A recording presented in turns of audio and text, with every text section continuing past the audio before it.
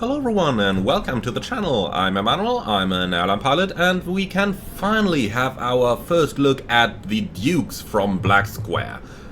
You guys know that I'm a huge fan of Black Square products, and thus I'm really happy to have the opportunity to show you the Dukes live and in action.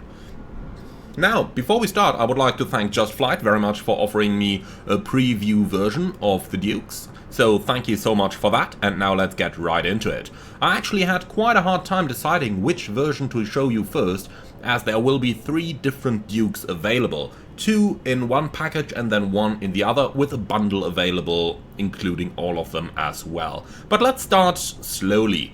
So, which versions are available? In the first package we've got the Piston Dukes, and the Piston Duke package consists of the Duke and the Grand Duke. Now the Grand Duke is a modification to the original 1974 Duke, that is the standard aircraft in the package, and the Grand Duke adds things like winglets and modifications to the turbocharger, making the airplane overall a little bit faster and just enhancing the performance a little bit. The other version that's available is the Turbine Duke, and the Turbine Duke is a turboprop version of the Duke, providing even better performing engines and overall a beautiful flight model. Now, all 3 come with the typical features of Black Square aircraft, like hot swappable radios, like very in-depth engine, electrical, air conditioning, and so on systems. What is special though is that this is only the second aircraft, ignoring the Velocity XL. This is only the second aircraft from Black Square that they have modeled on a completely individual basis, so not on the basis of a standard Microsoft Flight Simulator model. This means in turn that we get things like opening doors and a bit more fidelity. So, with all of that out of the way, let's go ahead and have a quick look around our Grand Duke that we're sitting in over here. Now, the Grand Duke, as I mentioned, is a modification to the original aircraft. It's quite unbelievable how many modifications there are available to this airplane. Now, you might be asking yourself why there are so many modifications available to the Dukes. Well, the answer to that is quite simple. The Dukes were not all that popular when they first hit the market at the end of the 1960s, as they were meant for an airplane somewhere in the transition between the Barons and the King Air C90, and only about 600 of them were produced, while the Baron and the King Air combined produced over 10,000 examples of the airplane. Now, nonetheless, the Dukes are some of the most performing twin-engine piston aircraft, and for that reason they are hugely popular with those who do have the honor of owning one nowadays. And even 40 years after the production of the Duke has ended, there are still people coming up with modifications to the airplane, etc., to get them a little bit more performant and so on. So that really shows those who own the plane really love it. Now, going into what we have available, I already showed you a quick tour around the outside model, but let's go into a little bit more details here. Things like looking into some of the engine details or looking into some of the model details down here close to the landing gear is really showing us how much they put into the airplane. It's a beautiful model. It's not the most detailed I've ever seen, but it is certainly beautiful and it does the job precisely. Just look at the level of detailing on the modeling of the lights here, for example. It's very hard to even spot any polygons in place, so really good modeling throughout. Alright then, let's go inside though and have a look at what we can find over there. Alright, and here we are on the inside of the Duke. Now, as you can see, it's a rather tiny cabin here with only 4 seats available in the back, and then we've got 2 seats in the front, so 6 in total. Now, the first thing that's worth noting over here is the background color of the panel over here. Now, what you see is over here is a panel colored in basically the same color all over, but there are a lot of variations available, and depending on the livery that you choose, the background of the color is going to change between wood, fabric, and so on. So it's really cool how they've done that. Also new is a system for people creating liveries where they can dynamically place the registration of the airplane in several different places. I can really recommend you to look out for that, as liveries start becoming available shortly after the release, and you will see how the registration of the airplane will be custom, so you can just change it in your flight simulator settings, but then again will be placeable on several different places of the aircraft by the livery creators. And that is a really awesome system. Okay, so let's just go inside then, and we're going to take a seat here on the pilot seat of the airplane. So here we are, and we're going to have a look into a couple of the features available. So first of all, we're going to start with the tablet. You can see that on the options page over here we can select a combination of several different avionics as we see them fit. So for example, we can just go for standard radios here, swap that out. It does take a little moment. And here we are now, we've got the standard radio package, or we can go for the GTN 750, GTN 650, or a lot of possible combinations, enhancing the previous combination capabilities that the airplane had. For example, we can just go for secondary GTN 650, we can choose between the TDS or the PMS 50, and like that we can just fit our entire airplane. That's really, really cool. Now, today I am going to opt for the GNS 530 and 430 series because they kinda nicely fit the entire atmosphere of the airplane, if you ask me. I just really like these looks. Apart from that, we have options here like cloud strobe effect, like load the airplane with the covers and chocks deployed. If we do that, then we just have to remove them manually. Now, we can also show the co-pilot from the inside. Then we've got our co-pilot available in the cockpit over here.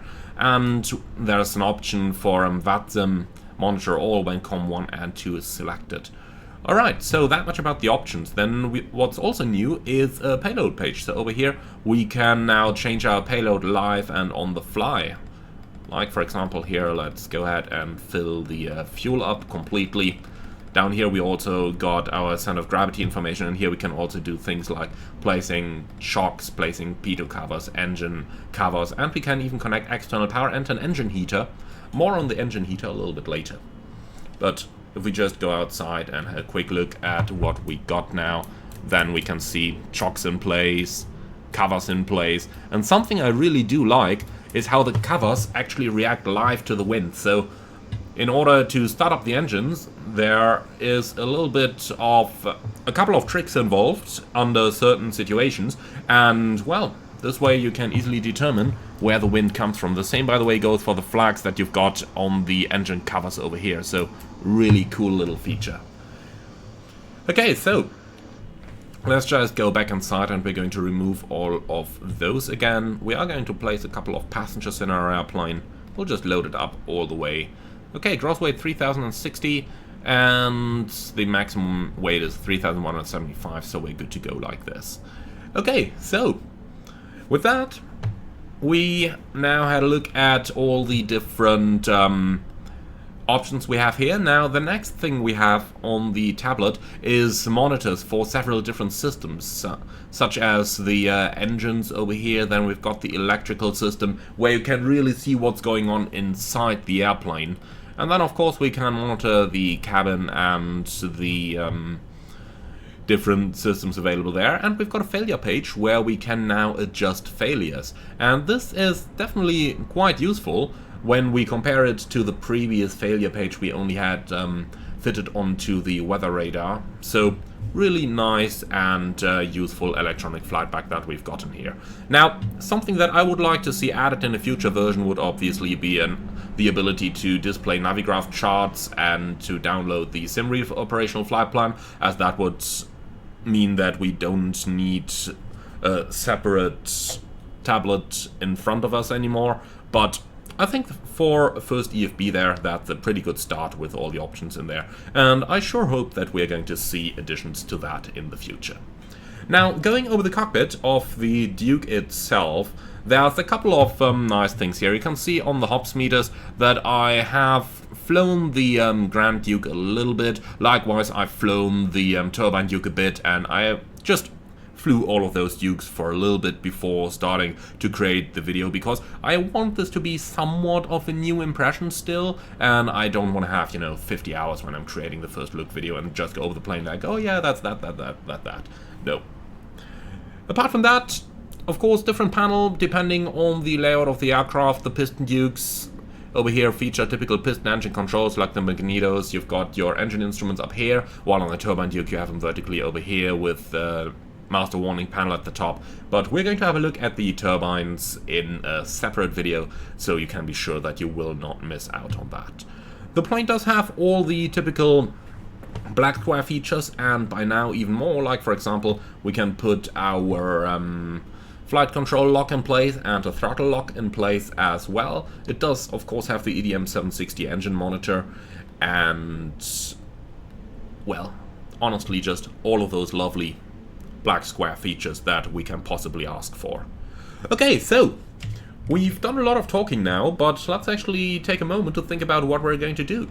So we are going to depart Hamburg over here on a quick IFR flight over to Sylt, which should be in the region of about half an hour maximum. Now, right now there is no SimRead profile available, so I can't tell you exactly how long the flight is going to take, but nonetheless, we are surely not going to take too long for this 120-mile flight. Now, one cool feature that I just want to mention before we start here is the speed indicator. And if you compare the Piston Duke with the Turbine Duke, then you will notice that the Piston Duke can actually fly quite a bit faster. The Turbine Duke maxes out at 200 knots, while the Piston Duke goes to 235 knots. Now, you might be wondering why that is, because surely the piston version of the airplane has to be slower than the turbine version, right? Well, you are right about that, but the cool thing here is that due to differences in regulatory requirements, a turboprop needs different margins than a reciprocating engined airplane, and therefore the piston version is actually certified to fly faster than the turbine version. However, of course, this only goes at low altitudes, and especially in the descent where you can let the plane accelerate that much. Obviously, the turbine engines do produce a little bit more power. To give you an idea of typical cruising speeds in the different Dukes, you generally reach highest true airspeed around about flight level 240 with those aircraft, and the standard Duke at level 240 and 75% power reaches approximately 234 knots true airspeed. The Grand Duke reaches about 250, and the Turbine Duke goes up to about 290 knots of true airspeed. So that gives you an idea of some of the differences between the different aircraft. There are also differences in all the handling speeds close to the ground, like where you rotate it, where you've got your best rate of climb, etc. So those all do play a role. Alright, so let's go ahead and close the door, and then we are going to start powering the airplane up, shall we? So that's the door closed, and we are going to take a seat on the captain's seat over here. And then we are going to go right for the pre-flight procedures. So the inspection is complete, control locks can be removed, seat and seatbelt secured, cabin door latched, nose baggage door latched, park and brake, that's right down here, set. Landing gear down, electrical switches, they're all off, and in case you're wondering, on the exterior lights down here you can see that the beacon and the nav lights have 2 positions each, somewhat similar to the 737, so the middle position is actually the off position over here. Apart from that, everything is off. Okay, so engine and avionics switches off, oxygen pressure down here between 1550 and 1850 is looking good. It's pretty much full, more on that later. Okay, circuit breakers on the other side over here are all in, and just to show you what it would look like, this is what a pulse CB looks like, so that you know what you're actually looking for when you are going over those panels. Okay, so circuit breakers are all in. Intercooler air off, cabin pressure shut-off is open, alternate static air is normal, CO2 detector, it's located right up here. is tested as well and working. So environmental mode is off, flaps are up, prop sync is off, throttles are closed. Propellers on high RPM, mixture is going... wait a moment. Just gotta synchronize my hardware with my software. So, mixture going full rich, the trims are centered and the fuel selectors are both on. Awesome. Okay, cool. So that's the pre-flight procedure complete. Let's go for the before starting engines. Okay, so beacon on, battery master on. Voltage is 23 volts minimum. We're looking at about 25 over here. That's good.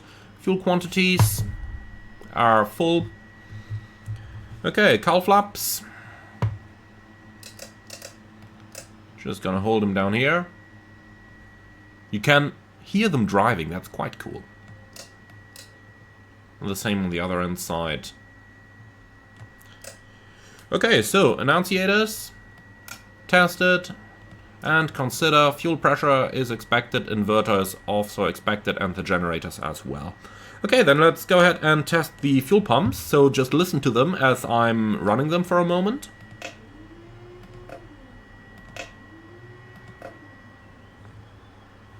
Okay, awesome.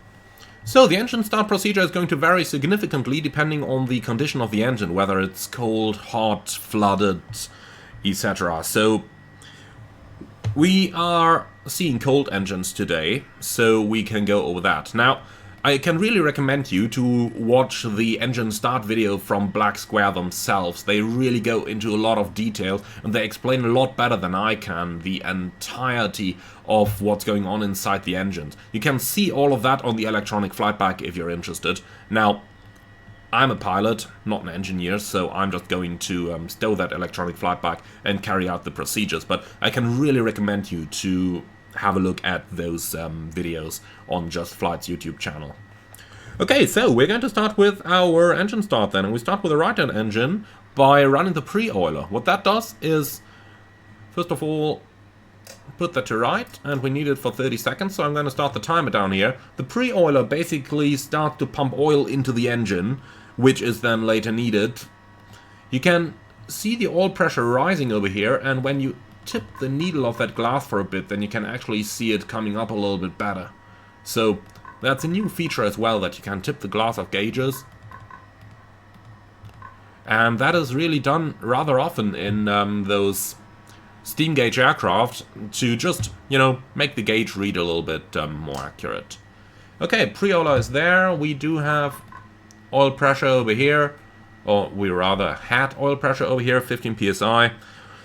So right mixture is full rich, right propeller is on high RPMs, right throttle is going full forward. Then we can run the boost pump for between 5 and 8 seconds. Observe fuel flow over here, greater than 50 pounds per hour. And that's it, don't run it for too long, otherwise you are going to flood the engine.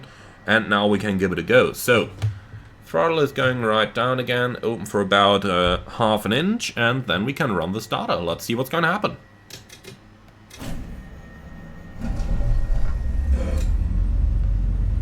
Now that sound that you heard there was the starter still being engaged with the engine running, so you don't want to hear that. Okay, so oil pressure is within the green arc, that's looking good. And then we can check. Fuel pressure annunciator is out, right generator is coming on. We can observe, well, barely any load, but you can see it's at 0 down there, while the other one is still in the negative. And believe me, as soon as we are going to turn on the starter of the left engine, you will definitely see that load rising. Okay, so bus voltage is looking okay, and engine instruments are checked. Obviously, cylinder temperature needs to build, oil temperature needs to build, so we got to give a little bit of time for that. So we can run the engine at about 1,000 to 1,200 RPMs over here. For the warm-up, let's bring it here. That is looking good. Okay, and finally the battery temperature is below 120 Fahrenheit, which it is. So then we can do the same thing for the left engine. We start with a pre-oiler, 30 seconds, start the timer down here, and then we just give it a little while to, or 30 seconds in order to start pre-oiling, or rather distributing oil into the engine. You can see how the oil pressure is slowly rising over here, sometimes just knocking that glass, gets the needle up a little bit quicker. Okay, about to reach 30 seconds. Here we go. Pre-oiler is going off again. So, mixture full ridge, prop full forward, and the left throttle goes to full. Now, fuel boost is coming on, looking for 5 to 8 seconds, more than 50 pounds per hour, and we have that, looking good. Okay, let's give the starter a go, and this time I am going to hold it a bit longer so that you can hear what you're not supposed to hear, so don't do what I'm doing right now, okay?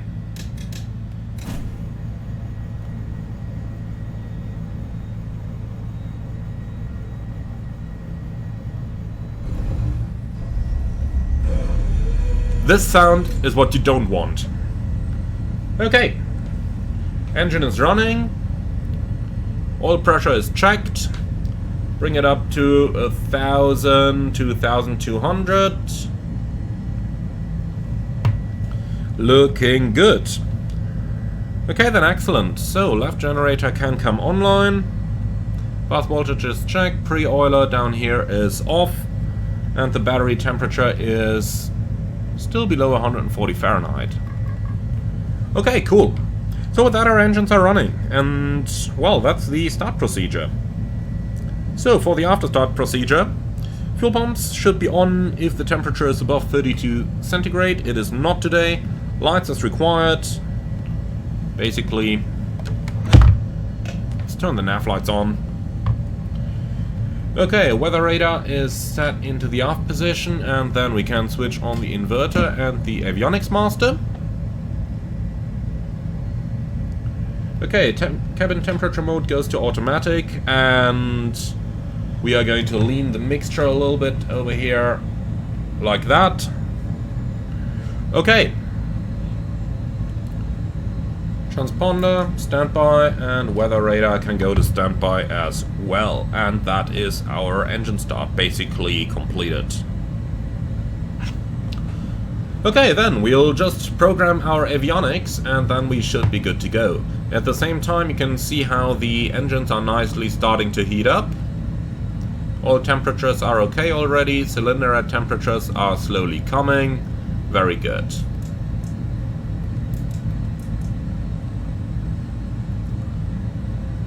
So, since we're flying IFR, we're going to use Squawk 2000. And we'll turn it on already. So we'll just give it a few moments to start searching for satellites, but at the same time we can already start programming our flight right here. So we're going from Hamburg, insert that, procedure, select departure, and we are looking at runway 05 departure today with the Econ 1 Charlie. Okay, runway 05, load that in, and that is looking good. Okay, so after Econ we are going to proceed direct to Oldip for the arrival.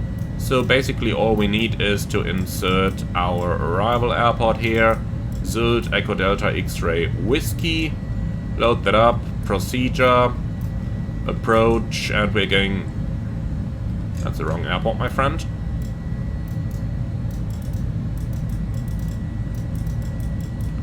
So, X Whiskey, that's it, ILS 32 via Oldip, and we're going to load that in. Yes, thank you. So, what's the routing looking like now?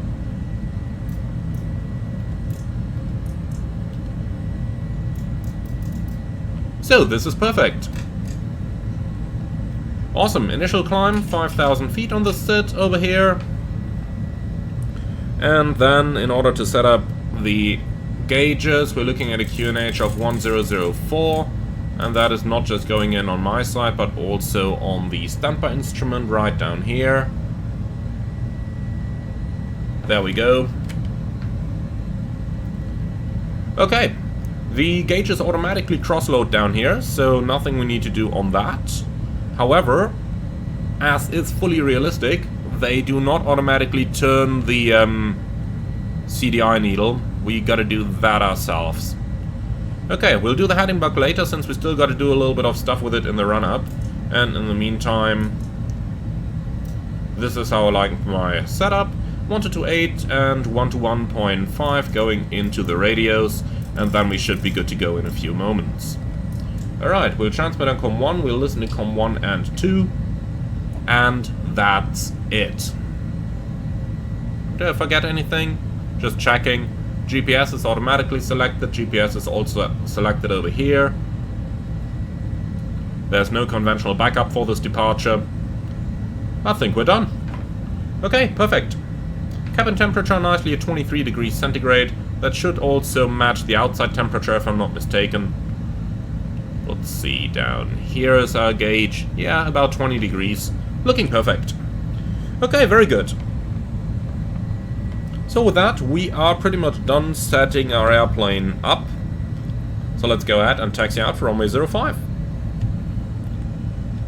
We are clear on the left side, clear on the right side.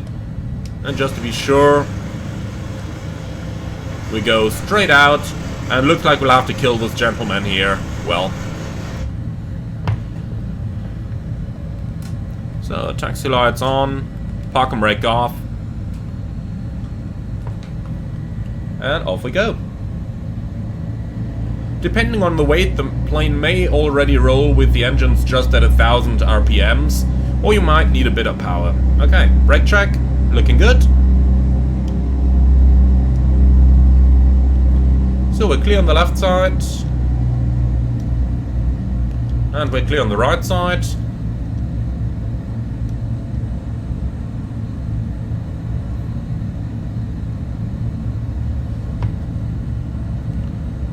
So timer is already prepared for our takeoff timing. So the plane does have quite a bit of a tendency to roll to the right during taxi, but that is normal actually. Remember where the wind is coming from. That of course does play quite a role. So there's one Airbus coming behind us. We gotta make sure that we are faster than.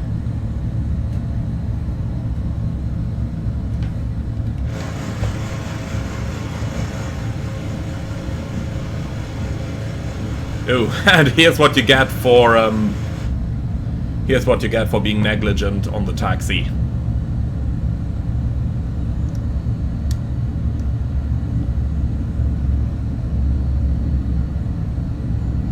Alright, this is looking good now. So you really need a constant right rudder input. Can show you a little bit of that right down here, where you can see how my pedals are deflected in order to keep me going. Now I'm going to take the intersection right over here.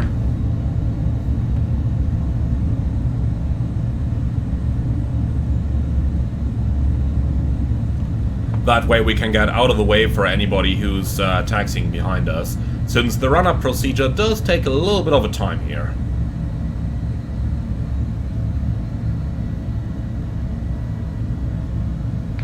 Okay, and here we are. So, parking brake is set, taxi light can go off again, and now let's go right into the run-up procedure.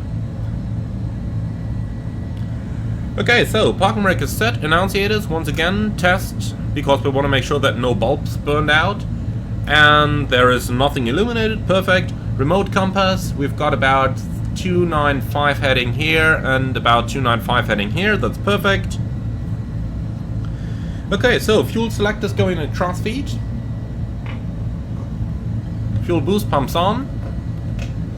This is so that we can test that the crossfeed actually works. Then mixture full rich, props full forward, and the throttle's going up for 2000 RPMs. Now, this is where you can slowly see how the turbocharger comes into operation, my throttles, or rather the RPMs, do lag a little bit behind the throttles. And here you can hear the turbocharger as well. So setting 2000 RPMs actually isn't that easy. You gotta get a little bit familiar with how the airplane responds to your power inputs. But here we go, that's 2000. So now we're going to exercise the propellers. We're looking for a 300 RPM drop on either side. We'll start on the left. That's 300 RPMs, 400 even. And now we'll do the same on the right. 300 RPMs. Okay, next up we're going to check the magnetos. We want to see 150 RPM drop maximum. So start with the left engine, onto the right magneto. That's about 130, it's okay. Back to both. Left magneto. 110 is also okay. Now let's just bring the right hand engine precisely back towards 2000 here, before we start the check. Okay, that's looking good. So, right engine, right magneto, 120 RPM drop, right engine, left magneto, 120 RPM drop, that's okay. Alright, so instrument air is showing green with no red light. If you had a red light down here, either of the two sources would be malfunctioning. So then we check the generators. Left generator going off. Note down here how it falls to 0. The other one picks up the load.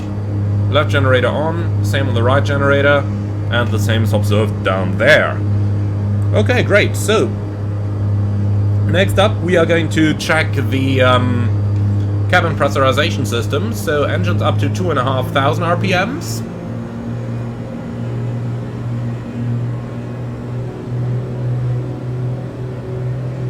Here we go, 2,500. So cockpit window is closed, cabin door is obviously closed as well. So then cabin altitude goes on with field elevation, that's looking good. Cabin rate of climb set to the 10 o'clock position, cabin differential 0. Now let's set the cabin altitude to 1000 below elevation, set the switch to the test position, and we can observe the cabin descending. Switch back to normal, and the cabin is recovering.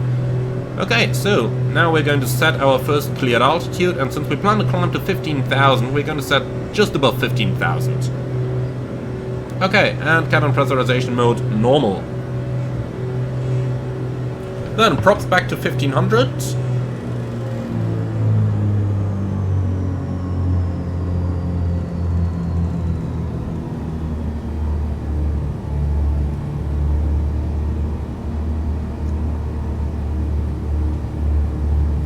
Okay, that's roughly 1500. Next up we're going to test the anti-icing systems, so we'll start with the propeller heat, going on both sides, and now the prop heat ground test. You can see how the prop amps are going up, and we'll release that again, looking good.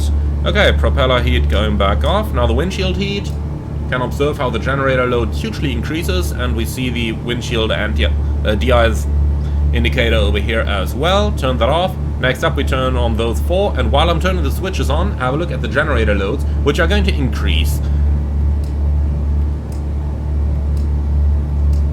Okay, looking good, and then we can turn that stuff back off again. Okay then, so next up we're going to check the de-ice pressure, and that gauge is hidden just behind the prop levers, but the good news is I can just turn it back a little bit to make that visible without affecting the RPMs too much. Okay, so going to initiate a manual cycle over here, and as you can see the de-ice pressure is rising, and that's looking good. Okay, and back off again, and that's it. Okay, so now let's go on to a single cycle. We want to see the same thing. Pressure is going up again, and pressure will be going back down again after it went into the 15 to 20 psi range.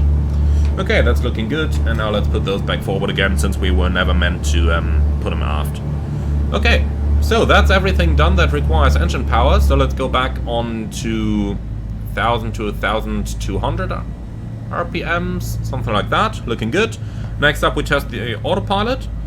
So first of all, fuel selectors are going back into the on position. Then we turn the pitch trim, the electric pitch trim on, test that that is working. You can see how it's trimming down here, up and down. Both of them are looking good. Next up we are going to set the heading buck, first 30 degrees right, then 30 degrees left. And turn the flight director on over here. You can see how it's commanding the turn. And now we turn on the autopilot and we observe how the yoke follows.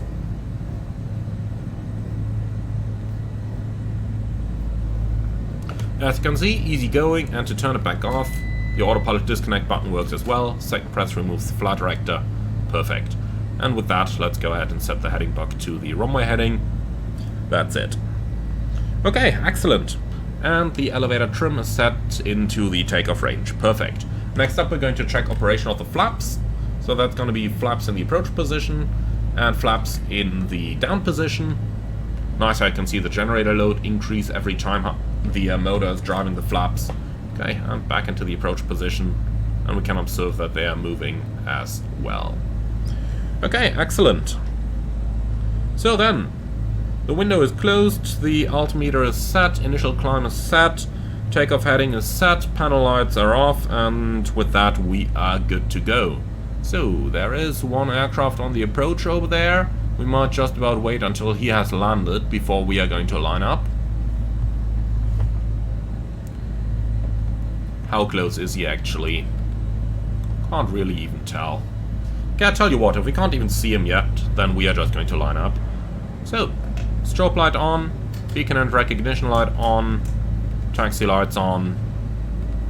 So, pitot and stall heaters are coming on. Clear on the left side. Clear on the right side.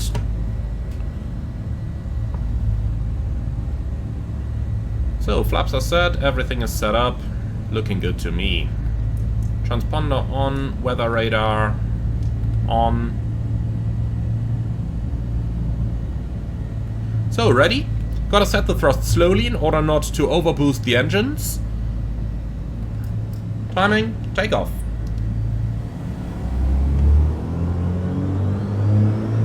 Hear the turbochargers coming to life here. Okay. Power set. My throttles are not at the forward stop, by the way, just to mention that.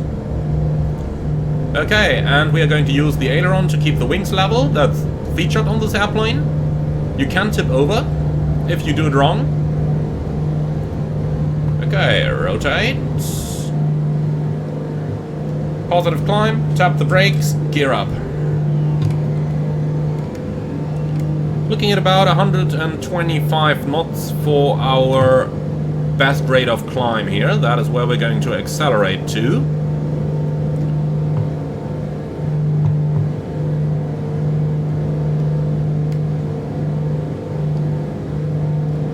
Going through 110, flaps going up. And then we can set climb power. Climb speed is reached. So 35.5 inches. Somewhere close to here. Prop RPM's 2750.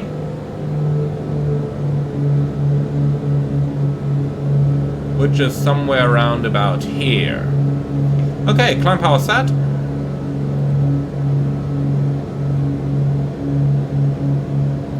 And that's it, we're on the way. Beautiful. You can see our rate of climb, roughly 1500 feet a minute over here. But remember that we're almost at maximum takeoff weight as well, so that does pretty much make sense. It is a well-climbing aircraft. The Grand Duke a little bit quicker than the Standard Duke, and the Turbine Duke, well, that one just goes in the region between 2,000 and 3,000 feet per minute. So depending on what you're up to, choose your airplane wisely, or just get the entire package. Now, climbing initially at 5,000, we are going to climb a little bit further here, 15,000, and I would say by now air traffic control would have identified us, so let's just go ahead and set our altitude up to 15. Now,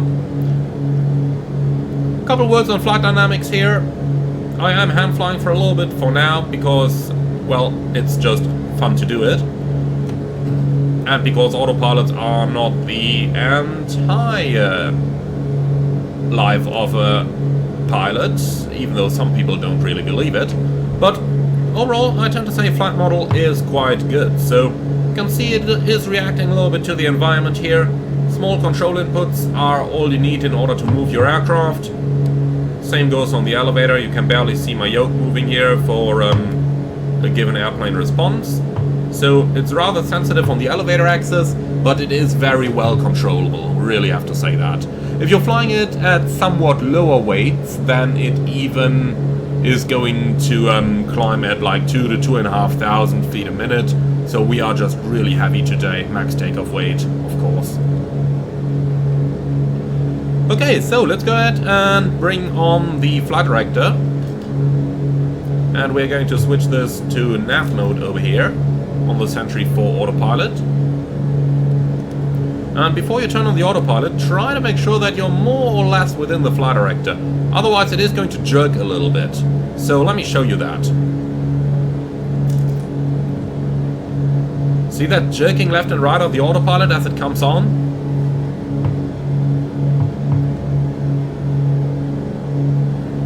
Okay, so transition altitude, set standard.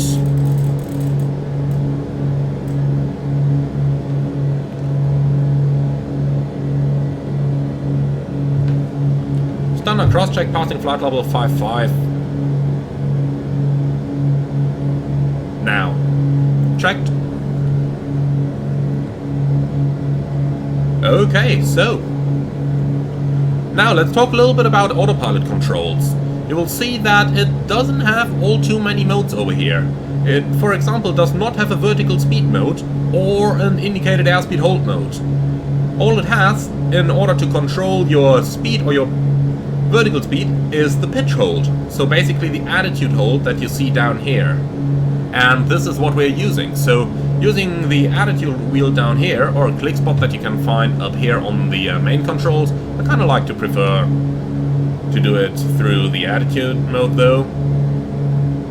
You basically control the pitch of the airplane, and that is going to control the resulting speed. Don't worry, it sounds more complex than it really is. Now, you will quickly get accustomed to that, and you will figure that it is pretty easy to maintain a proper speed or a proper vertical speed. Always remember that you have pretty basic controls on your airplane, and pitch and power equals performance. So if you set the right pitch through here and you set the right power, remember climb power 35.5, 2750, if those are set, you are going to be good for your speed as well. So let's try to set 126 knots here. We're going to pitch it up a tiny bit and see what's going to happen. Then we'll just try to stabilize the speed here at 126 knots. So it's slowly coming down through 130. Reaching 126, let's just put the thumb wheel down a little bit and then see what we're going to get. Overall, this looks pretty good to me. Okay, so before reaching 10,000, we do make sure that our pressurization system is working. You can see our cabin climbing a little bit here. It's almost reached 4,000 feet already, which is going to be the target cabin altitude for a cruise at 15,000. So overall, working pretty nicely. Now, a couple of numbers here for your airplane, which might turn out interesting. And obviously those do vary slightly between the different versions of the Duke. So those are, right now, are for the Grand Duke. The Standard Duke has a little bit different speeds, and the Turbine Duke as well. But for our Grand Duke over here, a couple of numbers. So the service ceiling of the airplane is flight level 300 or 30,000 feet. On a single engine, however, that goes down to 15,100, and we might just experiment with that for a little bit later. But for now, let's just take up those numbers. You rotate at 76 knots, and the best angle of climb speed is at 96 knots, the best rate of climb at 126. For single engine, that goes down to best angle at 94 and best single engine rate of climb 118. And you might notice that you've got that little blue line up here on the gauge. And that basically tells you the best single engine rate of climb speed. So basically, whenever you're flying single engine, you shouldn't go below this blue line up there. Now, you might be wondering, didn't I just tell you 118 for the best single engine rate of climb? I did. The reason for the difference is that on the Grand Duke, the speeds are a little bit higher because you've got more powerful engines. Therefore, more lift is generated right over the wings, where the engines are pushing air above the wings, and that in turn means that the speed is a little bit higher as well if an engine goes out. Now, remember that the Grand Duke is a modification of the original Duke. That means the speed indicator over here is still from the original Duke, and well, doing those modifications on the airplane doesn't allow you to change any of the markings on the gauges, right? For that reason, you still see the 112 knots on the blue line of the speed indicator over here compared to the 118 on the Grand Duke. Small differences, but always good to understand those as a pilot. So, we already went through 10,000. Our cabin pressurization is looking good. Cabin altitude is 4,000. We can see the differential pressure is slowly building up to a maximum of 4.7 psi, if I'm not mistaken. Now, going through 100, we can turn the recognition lights off, and we can also turn the landing and the taxi lights off in order not to overuse our gauges. Okay, so you can see the turbocharger is doing its work nicely, the manifold pressure is staying exactly where we set it, and since we have a constant manifold pressure and a constant indicated airspeed, we also more or less get a constant vertical speed out of the airplane here. That's normal, that's how aircraft operating under turbocharge will usually work. And you can see, speed is pretty much nice and stable, just varying a little bit with wind changes, of course. Even though we only have an attitude hold function here and not a vertical speed hold function. Now, what I really like with the Dukes is, up here you only got the flight mode annunciator, but they made it in a way that you don't have to constantly look down here in order to click your autopilot. You can also just look up here and click it on here, like if I wanted to go to heading select, for example, I can just click it here, or nav mode, click it right back here. That makes our life a little bit easier. Let's have a look from the outside then to see and hear how it sounds.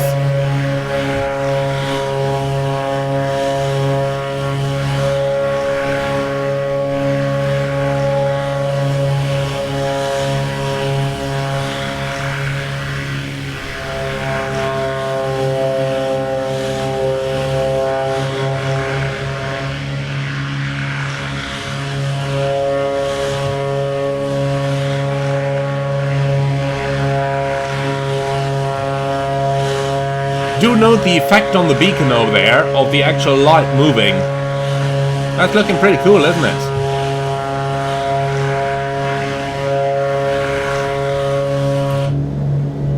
Okay, so we got about 700 to go. Now our engine temperatures are nicely under control. Let's go ahead and close those cowl flaps a little bit.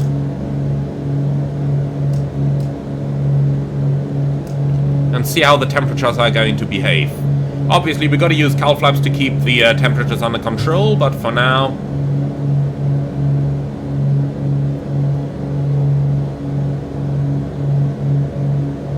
Okay, reaching 15,000. Altitude mode has engaged.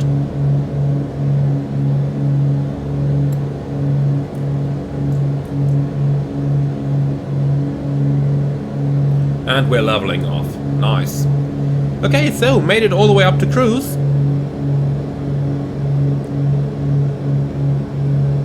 And with that, we are just going to close the cowl flaps completely in order to reduce the drag of the airplane. Looking good. So, boost pumps. going off. Pitot heat is on anyway. Windshield heat not required. Propeller heat not required. Surface de-ice not required. Fuel ambulance, 25 gallons maximum. As you can see, the engines are running nice and smooth over here. Okay, so we're going to start leaning in a few moments. For now, let's go ahead and set our cruise power. So, looking at about 32 inches.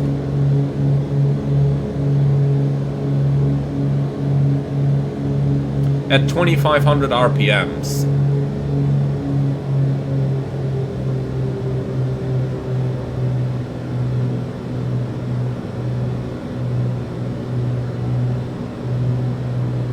Here we go.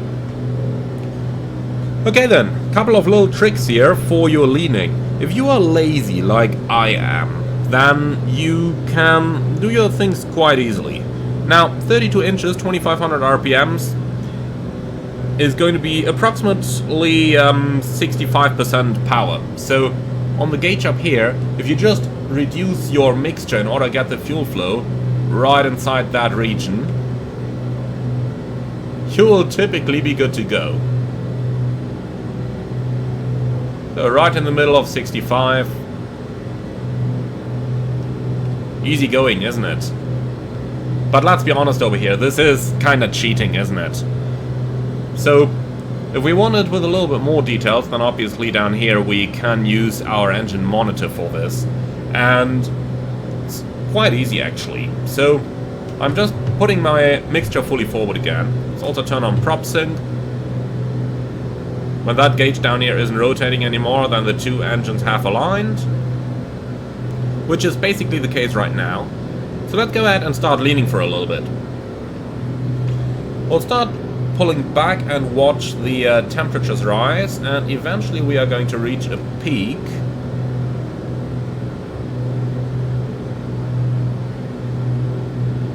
And now it starts dropping again. So we'll just put it right back to the peak. And that's the very easy version of doing these things. Now there is a complete tutorial available on the EDM 760 engine monitor on YouTube, so I'm not going to go into too many details about that. And indeed, I've just, you know, made my life a little bit easy here. Funnily enough, this gives us quite a fuel flow range here in the region of about 55% power. Well, just about the lower end of 65 it seems, so as I mentioned, you can just use the fuel flow gauge for that in order to make your lives easy. Now, quick look over the engine instruments. Cylinder temperature is good, oil temperatures are good, and oil pressure is good as well. Weather radar, something like that, and that's it already. Okay, so let's see how much speed we can actually do up here now. So, looking onto the temperature gauge, we've got about minus 12 degrees at 15,000. So if we now look at the top of the speed indicator, that's minus 12 over here, and if we now rotate this to place 15,000 feet onto the minus 12, somewhere like this, you can see we're doing about 217 knots of true airspeed over here. And if I have a look at my performance chart, which you can find in the product manual, you can download that for free from the Just Flight website. And we can see that using these power settings here, we should get something about 217. And that's actually pretty much where we are. So it's quite accurate. So they didn't promise too much when they wrote on the product page that the airplane can perform within 2% of the actual pilot's operating handbook manuals here. Obviously, we are just cruising rather low here since we are doing a rather short flight, so do keep that in mind, but I am very positive that at different altitudes our power and pitch is going to be quite similar to the manual as well. Okay, so that much about our setup. So our Duke is now in the air, we are flying, but it's not a very long flight, so first of all let's go ahead and make a little direct here. To hold it, please. I tell you what, let's not do that, because the working title GNS sometimes has a tendency, if a waypoint is twice in the route, and you can see we've got ALDIP as the intermediate fix, but also as the missed approach fix, it sometimes tends to just sequence it onto the last one.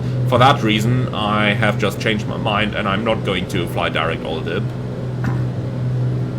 But, of course, you know the GNS 530, you have all the options available there.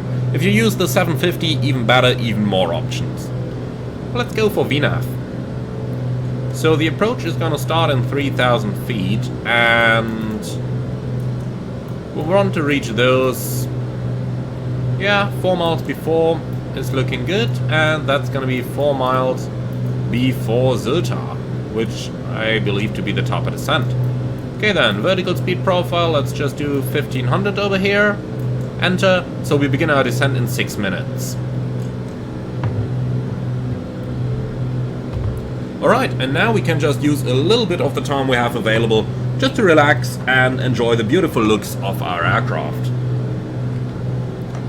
If you're flying during early morning or late evening, you do have sun visors available to you that you can move around like this and pretty much place them exactly as you want to. Sometimes they do seem to be a little jerky if you move your mouse quick, but as you can see, if you move it slowly, then you can really place them pretty nicely in the main part of the panel. Apart from that, if we just move to the back of the cabin for a bit, have a look at what we got over here. There is the folding table available. Over here. Now let's go and stow that again. The obligatory headset plug, of course, because let's admit it, these planes are pretty loud. If we just enjoy the views over here. That's really beautiful, isn't it?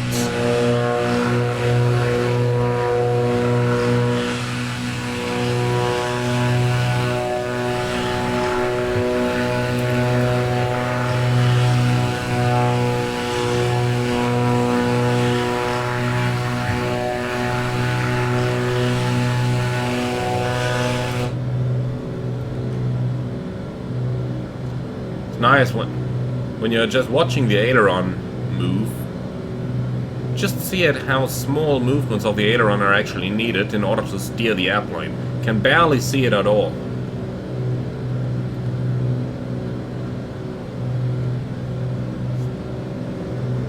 Alright, and this is what your brand new, wonderful traveling aircraft looks like.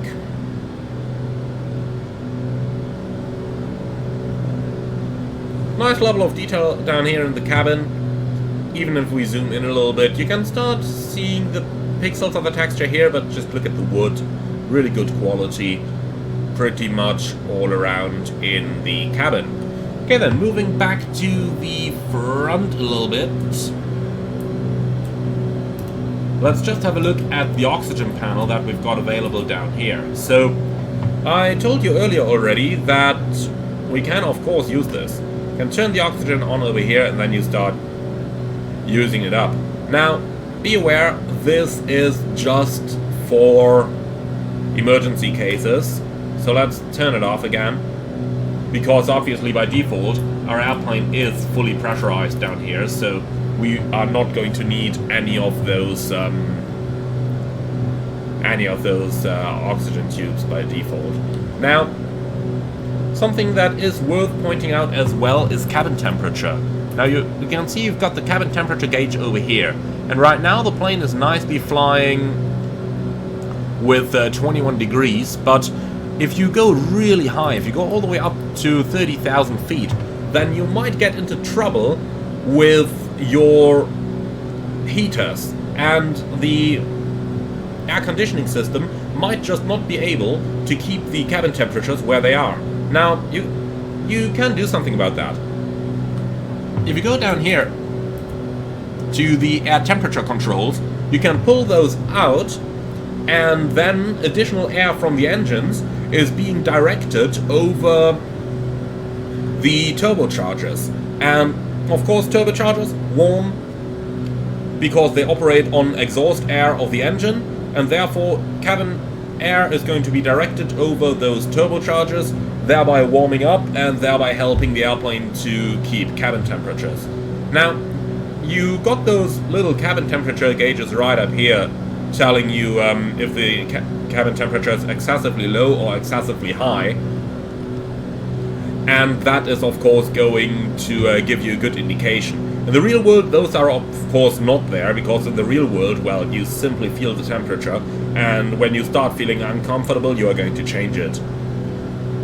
Now, by default, however, you don't really want to use those levers all the time, because obviously the turbochargers are operating on exhaust air. That means no oxygen inside, but carbon monoxide, and if there is any leak, obviously the chances of polluting your air with carbon monoxide are really going up quickly. So for that reason, we tend to not want to use those levers. Okay, we're slowly approaching our top of descent here, so let's go ahead and start our descent. We're going to go initially down to 10,000, and once again we do not have a vertical speed mode on the autopilot, so all we're going to do is to switch it over to attitude, and then we can use our thumb wheel over here to pitching the airplane over. Just do it nice and slow. I'm just going to zoom out a bit so that you can see how the plane responds. This is 1 notch of an input here, and like that you can simply set your target pitch. So, as we start the descent, be sure to turn your cabin altitude down to the target field elevation. Zult is located at 0 feet, so obviously we just turn it down to 0. Now, for the descent, I'm simply going to keep my power right where it is. The only thing that I will eventually have to do is to increase the mixture a little bit, but since we are turbocharged, the manifold pressure is not going to change. That means the mixture is not going to change, and well, that means much less problems for anyone. Okay, we're just going to stow those sun visors here. Come on. You can see they can be a little bit annoying here to get them to stow correctly. You gotta be really careful with your mouse, but I think this is looking good, and this is looking good. Okay.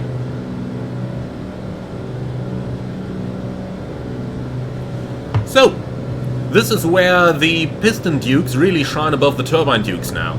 In the descent, when you just keep your power, you can see how the airplane easily goes to about 230 knots. And remember, the turbine duke maxes out below that.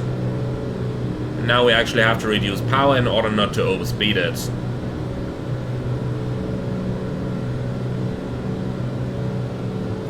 Also going to increase fuel flow a little bit here. So that's looking good. Okay, and this is pretty much how we can do these things. Now, for a quick setup for our approach, the ILS in Zult is quite easy. 111.5 is the frequency, has already been auto-tuned. Also going to tune it in the second radio, 111.5. Final approach course, 320. But we're only going to set this once we are past Aldip, once we actually start establishing ourselves on the final approach profile. Let's go ahead and, oopsie, not you, but you, descend down to 3000, which is our platform altitude, and then let's simply go for the,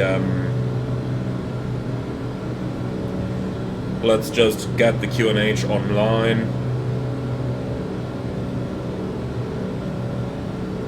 And the latest is 1006. Okay, set QNH.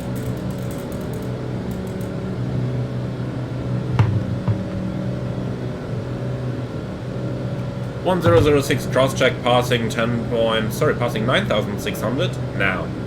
Checked. Okay, so let's get that vertical speed up a tiny bit here. You can see 1 notch. Can give us a change depending on the speed, of course. But generally you can see the vertical speed is pretty well controllable overall. It might turn people off a bit to hear that the plane doesn't have a vertical speed or an indicated airspeed hold mode, but as you can see, it's pretty easy actually to steer this way. The plane does what it is supposed to do. That's the important thing here. Okay then, below 10,000 we're going to turn the recognition lights on, and we're going to turn the landing lights on. Well, and the taxi light, but that one's just going to come up automatically when the landing light is, when the landing gear is being lowered. Okay, so easy going up here.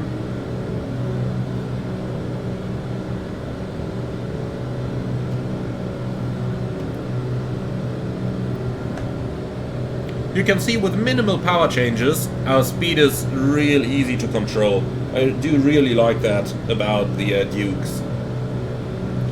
So the weather in Sylt is currently 08016, that means on runway 32 we are going to have something like a 5-knot tailwind component, but I much rather do the ILS here and accept that slight tailwind than fly all the way around.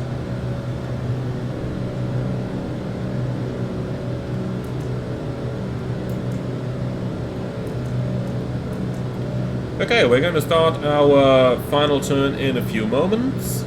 I will let it turn inbound on the GPS, and once we're established on the final approach track, then I'm going to turn the, then I'm going to switch it over to VR navigation to capture the localizer. So, over there is our destination already, Sylt is in sight. So, right turn course 322 is slowly coming up, here we go. As for our minimums, 200 radio is correct, and with that we are pretty much set up to fly the approach.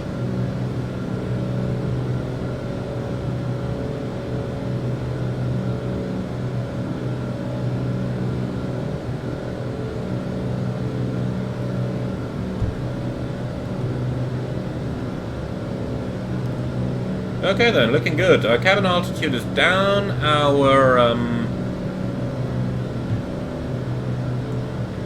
all the gauges are looking good, the engines are performing nicely. Then let's go ahead and read the approach checklist. So seats and seatbelts secured, cabin altitude differential and climb is checked. Fuel selectors on, imbalance, monitored. Recognition lights on, pitot heaters on, windshield heat off, propeller heat off, cabin temperature and mode. But we can't switch that off already. So, cowl flaps as required, mixture for maximum power, and approach flaps as soon as we start slowing down. So, looking at the speed indicator, we've got that little triangle here, and that is the maximum speed for landing gear extension and for approach flaps. And then later on, we've got the 135 up there for our landing flaps. But we want to make a fast approach today, so I'm just keeping the speed for now. I wait until we are level, and then we are going to start reducing our airspeed. Now, it is turbocharged, so we got to be a little bit careful when pulling off the power, but don't worry about it. You will see how that can be done pretty nicely.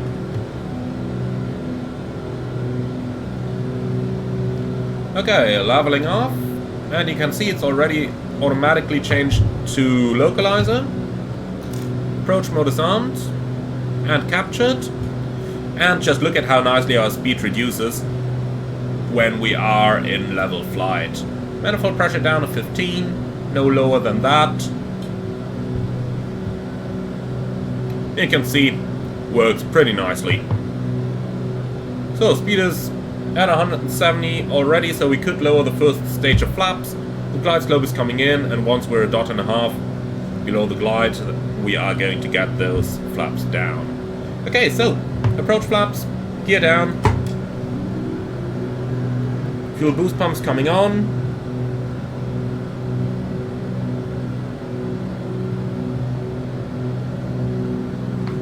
Let's not get too slow.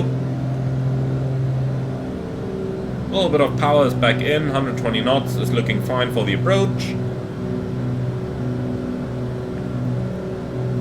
But as you can see, speed reduction is no problem whatsoever. Within 3 or 4 nautical miles, you can easily lose all that speed. Okay, glide slope capture. And go around altitude 3000 set.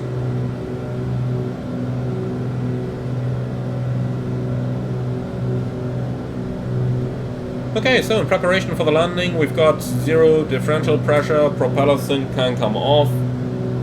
Propellers, we're going to keep them in 2500 here for noise abatement, but we will later on short final then increase to maximum RPMs. So let's pull the power off a bit. 25 inches is going pretty well. Okay. So with that, all we need now is full flaps, and then we are going to be good for our approach. In preparation for a possible go-around, I am going to open the cowl flaps.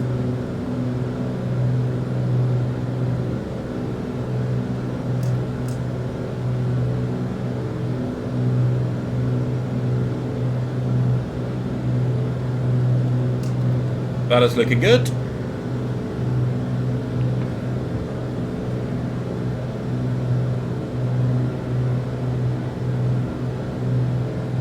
Okay, flaps full.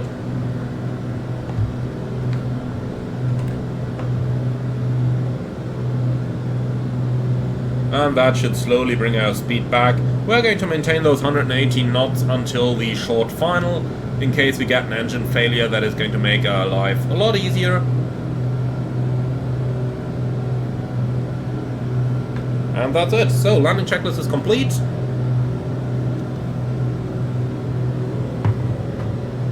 Then let's go ahead and do a little bit of manual flight again. So, press the autopilot disconnect knob once. That means the flight director stays in view. We could press it a second time, that would remove the flight director from our view as well.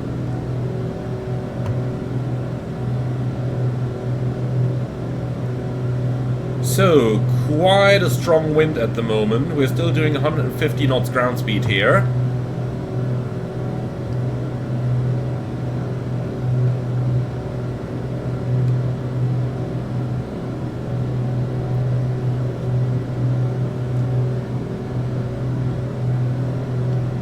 I tell you what, the wind seems to be stronger than forecast, so let's level off in 800 and we're actually going to fly a circling approach onto the opposite runway.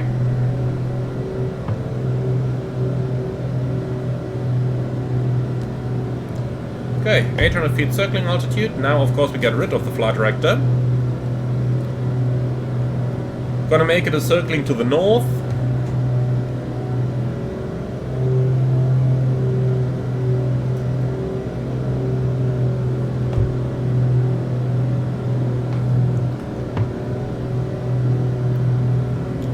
That tailwind was just a little bit too strong here. Might just have been the easier option to go in circle. Still, it was the better option to fly the approach on the ILS instead of flying all the way around for the RNAV approach. I am fully convinced of that.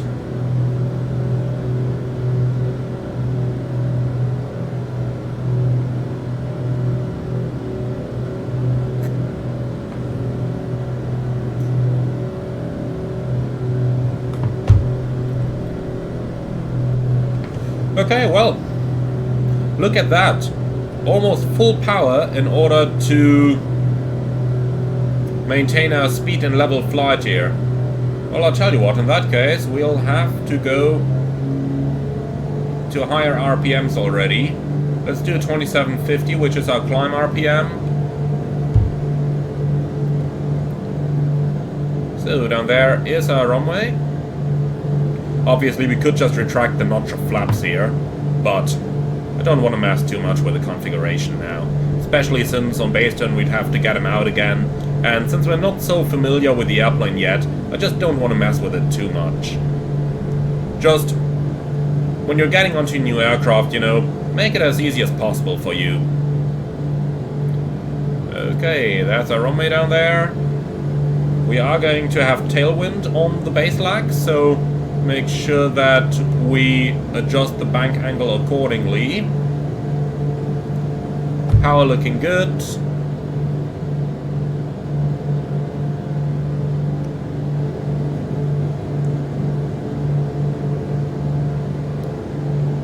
Okay.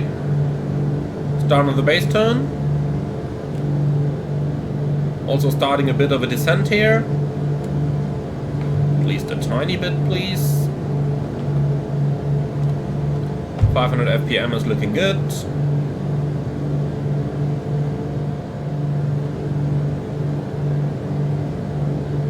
And now we just gotta see something in order not to overshoot completely here. Let's say our altitude is looking good right now. Can just keep it in the turn.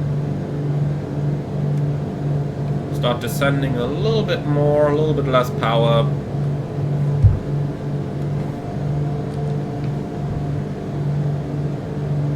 And here we go. Slight overshoot due to the tailwind, but that was anticipated. But circling approach, stable criteria, 300 feet, so... and only small corrections required, so we are nicely on course.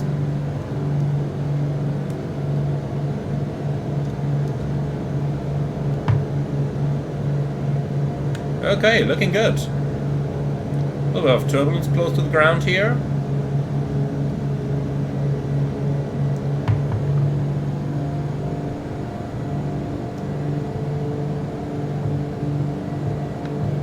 Okay, right back on the puppy.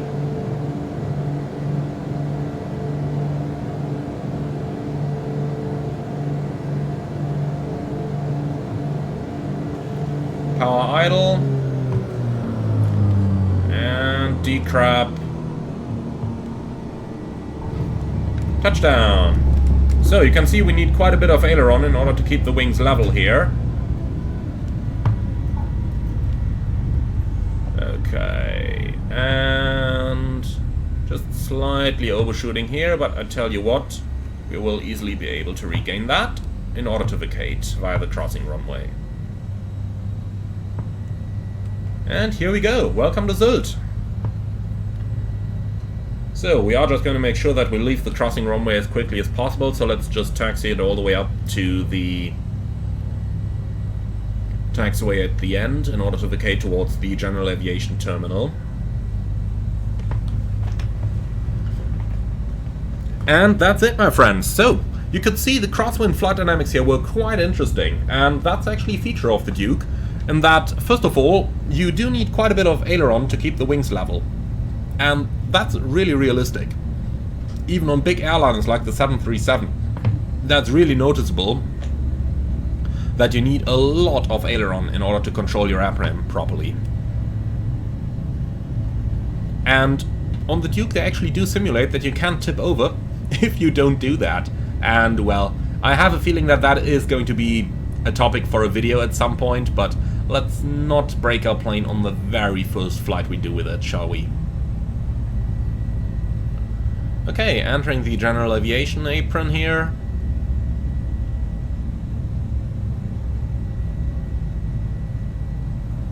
So, the one-way sign, you always go to the right. When you're leaving the GA apron, you come over here. When you are entering, you come over here. And we just get the entire airplane off the runway, like this, and we just stop it over here for the after landing procedures. Okay, here we go. So, park and brake is out. Then after landing, so boost pumps off if the temperature is below 32 degrees, which it is. Then flaps going up. We've got 0 psi differential pressure observed. That means cabin pressurization mode goes to dump. Weather radar can already go off. Transponder goes into alt off.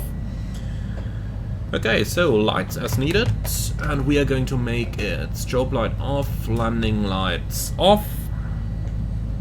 Then ice protection goes all off, and cabin temperature and mode we'll just keep it off. 18 degrees is nice.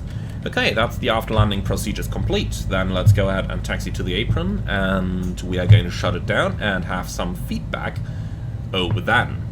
So, for the sceneries in use, we had SimWings Hamburg, now we're using FSDG Westerland Sylt, and the airplane is of course the marvelous black square Grand Duke.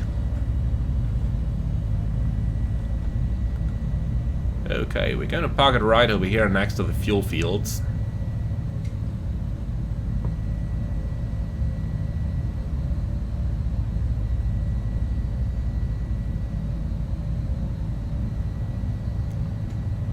You can see that I really have to use a little bit of braking every now and then in order to keep us under control here.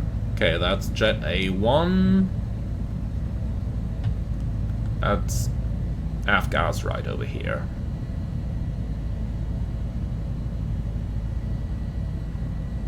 And here we are. Perfect. Yeah, thank you. We'll do that once we are shut down, actually. Okay, so taxi light can come off. Let's go ahead and shut it down then. So, our parking brake is set. The inverter's going off. Avionics masters going off. Fuel pumps are off. Electrical switches are basically all off as far as I can see. The only thing we'll keep for now is the beacon, of course. So, pitch trim off and the rest is off. Perfect. Okay, so throttles close. Prop levers, high RPM, mixture, cut off. And that's it, my friends. Okay, so magnetos can go off, then generators going off, battery going off, and when we remove our first officer from view for a moment, so show copilot from the inside off, then we can find our control locks right over here as well. And that is it, my friends. That is the Black Square Grand Duke. Now, I will show you all the others over the course of the next couple of days as well. Probably next with the Turbine Duke and then finally the Standard Duke. In any case, what we can say already is that we have really gotten a beautiful new airplane for our simulator over here. It's going to come in 2 packages costing just about 40 euros. Each if you buy them separately, or 60 if you go for the combined package where all 3 versions are included. The Piston Duke includes the Standard and the Grand Duke that we have flown today, and then you've got the Turbine Duke, which includes, well, the Turbine Duke. So great discount available if you buy them all in one package. And when are they going to release? Well, that is the big question, and that question is luckily one that we can answer with a little caveat. So basically they do plan to release it in the next couple of days. That is between the, searching my email as I'm looking for it, that's between the 6th and the 9th of May, so basically the week after I'm publishing this video. But this will depend a little bit on what happens with the Sim Update 15, as ideally they want to wait and release the airplane soon after the Sim Update is being released. But if there ends up to be a further lengthy delay, they will probably still release it with a little disclaimer there. So if we do have a look into why the original release was delayed a little bit compared to the original plan, then here's a statement from Black Square for you. The Dukes have been delayed until the release of Sim Update 15 due to a bug introduced into the working title GNS 530's hot swapping system with Sim Update 14 from December 2023. The included GPS package does have problems with Sim Update 14 then, but not with anyone on Sim Update 15 beta. Now, I'm on Sim Update 15 beta, so that should kinda solve the problem. Now, the Dukes also incorporate the Sim Update 15 ground handling and crosswind physics, and the developer has not heard of any of the beta team testers complaining about how it feels in Sim Update 14, but again, that is why they decided to wait. As usual, those aircraft are complex and require a healthy GPS add-on installation, so please do not hesitate to ask for support if the plane comes out and you're on Sim Update 14 with any problems, or whenever the plane comes out and you've got any issues with the GPSs. Now, with that in mind, release between the 6th and the 9th of May, so the week after I'm releasing this video, and, well, if it does come out before Sim Update 15 releases, then just be aware there might be some potential problems with the GPSs and some of the flight dynamics, which are tailored for some of the improvements made with Sim Update 15, but still seem to work fine in Sim Update 14. In any case, opting into the Microsoft Flight Simulator beta program anyone can do that, so you can always get the Sim Update 15 beta, which I have used to create this video. Now, finally, what is my recommendation on the Dukes then? Should you get them or not? Well, of course you should. And honestly, if you expected any different answer from myself here, then, well, you didn't know myself. You know that I'm a huge fan of the Black Square aircraft, and they have really outdone themselves once again, creating an even better add-on than what they have released last. The Dukes have marvelous performance, they have a hugely complex electrical engine, and so on simulation. And now the EFB even gives you the possibility to view some of those in action. But as always, if you just follow the checklists that are included in the manual, then all that beautiful stuff is manageable, is completely manageable. So from here on, I hugely recommend you to watch those preview videos on the Just Flight channel, where they go into some detail about the engine simulation and other parts of the simulations, but don't be overwhelmed by the complexity. If you simply follow the procedures, then you will be able to get on top of it all and fly the plane just like I did on this particular flight. Now, huge recommendation over here. Personally, I would recommend you to get the full combined package, where you get the Standard, the Grand Duke, and the Turbine Duke, because the three planes just fly a bit different from one another, they handle a bit different from one another, and especially the turboprops are a huge lot of fun as well. Now, contrary to what most people would expect, the reciprocating engine version, the Piston Duke, in my opinion, is more complex to handle than the turbo, so the turbine version, but in my opinion, just make up your own mind about that. I'm going to have a video on the turbine version in a few moments, and until then, all I would like to say is thank you so much for watching. I do hope you enjoyed these. Also, thanks again to Just Flight for providing me with a pre-release copy of the aircraft so that I can make these videos for you. And finally, if you are up for more, don't forget to like the video and comment to let me know what you think about it. And finally, if you really love what I'm doing on this channel, do become a subscriber, and if you really want to support me, I would appreciate a small donation through the Buy Me Coffee link in the video description below. Thank you for watching, and see you all again on the next one.